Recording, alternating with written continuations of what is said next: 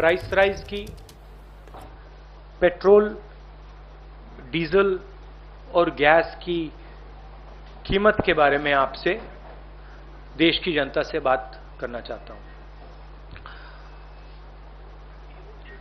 Diesel, petrol, ये तकरीबन economy के हर भाग में कहीं ना कहीं इनपुट होता है इसका। तो जब डीजल और पेट्रोल के दाम बढ़ते हैं, एक तो डायरेक्ट चोट लगती है और एक इनडायरेक्ट चोट लगती है। डायरेक्ट चोट लगती है जो गाड़ी में, स्कूटर में, ट्रक में डीजल पेट्रोल डालता है, उसको डायरेक्ट जेब में चोट लगती है। और इनडायरेक्ट जो लगती है, जब डीजल का, पेट्रोल का दाम बढ़ता है तो ट्रांसपोर्ट कॉस्ट बढ़ती हैं। ट्रांसपोर्ट कॉस्ट बढ़ती हैं तो सब चीज के दाम बढ़ते हैं। और पिछले 7 साल से हमने एक नया आर्थिक पैराडाइम देखा है। एक तरफ डीमोनेटाइजेशन, दूसरी तरफ मोनेटाइजेशन। ये एक तरफ डीमोनेटाइजेशन, दूसरी तरफ मोनेटाइजेशन।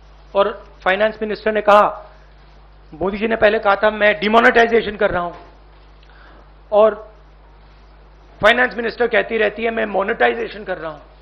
तो जनता ये पूछ रही है कि मोनेटाइजेशन किसका, डीमोनेटाइजेशन किसका? क्योंकि मोनेटाइजेशन हो रहा है तो किसी का तो हो रहा होगा, और डीमोनेटाइजेशन हो रहा है तो किसी का हो रहा होगा।